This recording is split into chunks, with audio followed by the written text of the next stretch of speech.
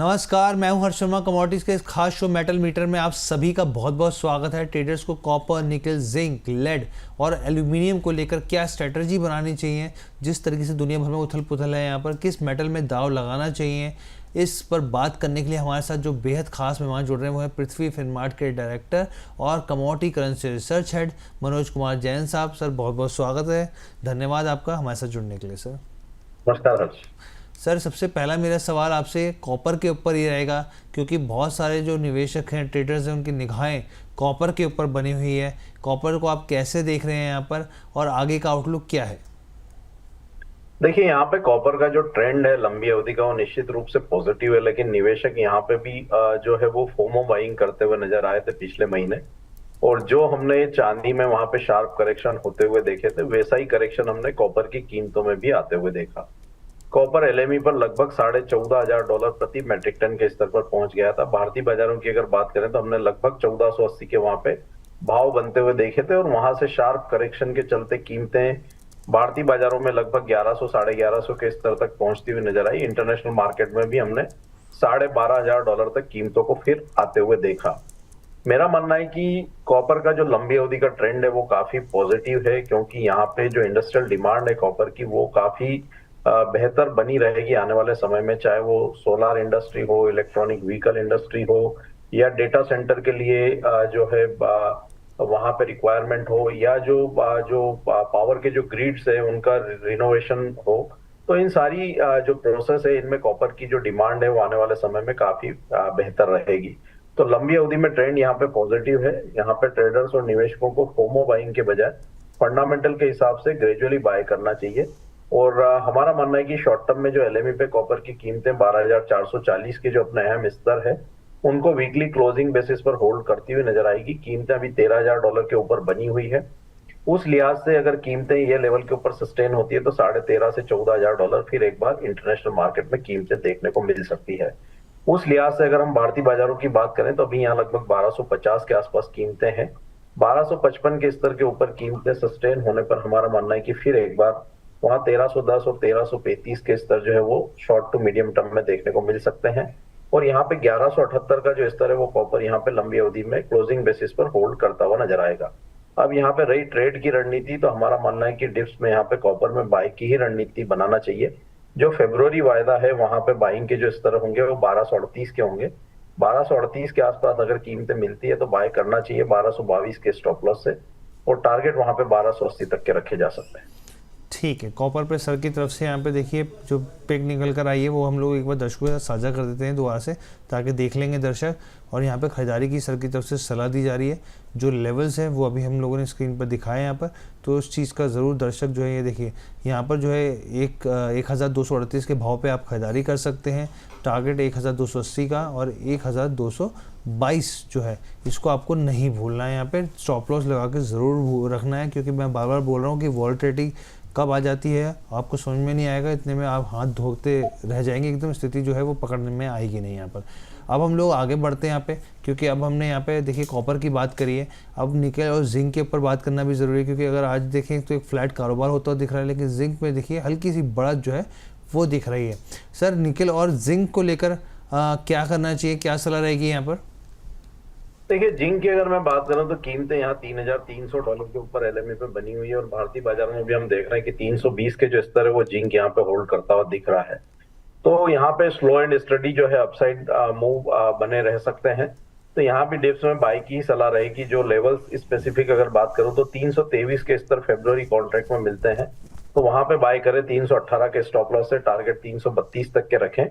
निकल में मेरा मानना है कि वॉलेटिलिटी यहाँ पे ज्यादा रहेगी, लेकिन हम देख रहे हैं कि जिस तरह से स्टील की कीमतों में बढ़त है तो वो यहाँ पे निकल की कीमतों को भी जो है सपोर्ट करती हुई दिख रही है। जो भारतीय बाजारों में फेब्रुवरी का कॉन्ट्रैक्ट है जो लगभग 1540 के आसपास ट्रेड हो रहा है।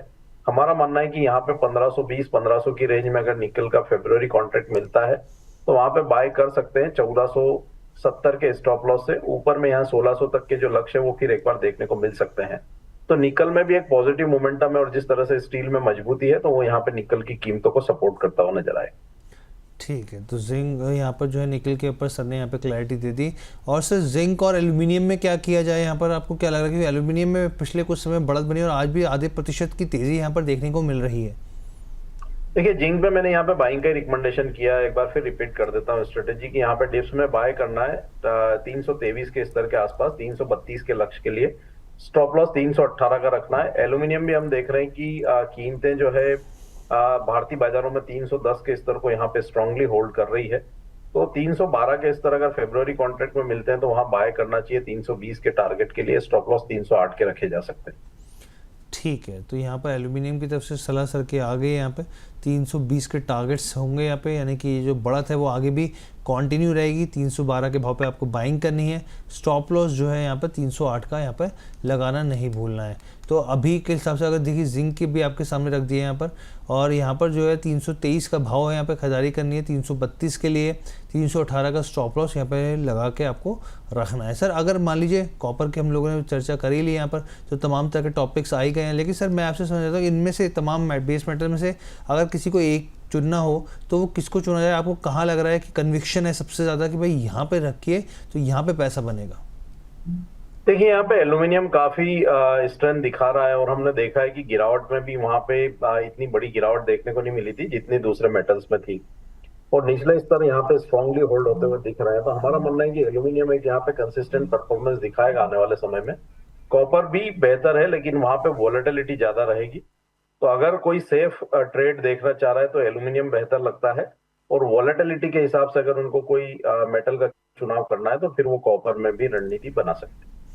ठीक है सर, यहाँ पर सर की तरफ से क्लैरिटी आ गई। सर एक चीज़ मैं और समझना चाहूँगा आपको, जिस तरीके से चाइना को लेकर हम लोग देख रहे हैं अर्थव्यवस्था में अभी भी बहुत ज़्यादा जो है, मैं खबरें पढ़ रहा था वहाँ पर भी बहुत क्लैरिटी आ नहीं रही है सर चीज़ों को लेकर, लेकिन वहीं दूसरी ओर हम लोग देख रहे हैं कि मेटल्स को लेकर यहाँ पे एक अच्छे खासा तेज़ी देखने को मिल रही है। इसका यहाँ पे क्या रेसिप्रोकल इफेक्ट देखने को मिल सकता है आगे चल के भविष्य में? नहीं, देखिए यहाँ पे चाइना के जो इकोनॉमी के आंकड़े हैं वो उम्मीद से बेहतर आ रहे हैं। जनवरी महीने के जो आंकड़े थे वो भी बेहतर थे, और चाइना भी यहाँ पे लगातार जो रिजर्व से मेटल्स के या दूसरे जो कमोडिटीज है उनके लगातार बढ़ाता हुआ नजर आ रहा है। यूएस के भी जो ग्रोथ के नंबर्स थे वो उम्मीद से काफी बेहतर थे, और यूएस यहाँ पे क्यूई की तरफ जा रहा है। आज ही वहाँ पे फेड चेयरमैन ने उस चीज के संकेत भी दिए हैं। तो मेरा मानना है कि ये सारे जो फंडामेंटल बदलाव है ये ओवरऑल इंडस्ट्रियल मेटल्स के लिए आने वाले समय में पॉजिटिव रहेंगे। और जिस तरह से भारत का यूएस के साथ में ट्रेड डील हुआ है और यूएस अब वहां पे बाकी देशों के साथ भी नेगोशिएशंस के लिए देख रहा है, तो निश्चित रूप से ये सारी जो चीजें हैं ये कहीं ना कहीं औद्योगिक जो धातु हैं उनके लिए काफी बेहतर रहेगा। तो लंबी अवधि में मुझे लगता है कि जो मेटल्स है, इंडस्ट्रियल मेटल्स, वो बेहतर करता हुआ नजर आएंगे, लेकिन वहां पे कॉपर में वोलेटिलिटी थोड़ी ज्यादा रहेगी बाकी मेटल्स के कंपैरिजन में। पर ट्रेंड यहाँ पे ओवरऑल जो है मेटल्स का पॉजिटिव नजर आता है। ठीक है sir, thank you so much sir, बहुत बहुत धन्यवाद मनोज सर, आपने अपना कीमती समय दिया हमारे साथ जुड़ने के लिए। डिस्क्लेमर भी प्लीज शेयर कर दीजिए। जितने भी मेटल्स पे हमने चर्चा की है उसमें हमारी कोई पोजीशन नहीं है, लेकिन रिकमेंडेशन के चलते हमारे क्लाइंट्स की इनमें पोजीशन हो सकती है। कोई भी ट्रेडर यहाँ पे किसी भी मेटल में ट्रेड या निवेश की कोई रणनीति बना रहे हैं तो अपने वित्तीय सलाहकार की सलाह से ही बनाए, और अगर हमारे दिए गए स्ट्रेटेजी के अनुसार बना रहे हैं तो वहाँ पे स्टॉप लॉस का पालन जरूर करें। ठीक है sir, thank you so much sir, बहुत बहुत धन्यवाद हमारे साथ कीमती समय देने के लिए हमें। तो ये ओवरऑल शो था मेटल मीटर का, उम्मीद करते हैं हमारे दर्शकों को पसंद आया होगा। तो और यहाँ पर जो भी अगर कुछ कमी पेशी रह गई तो मैं माफ़ी चाहता हूँ। फिलहाल के लिए इजाज़त दीजिए, बहुत बहुत धन्यवाद।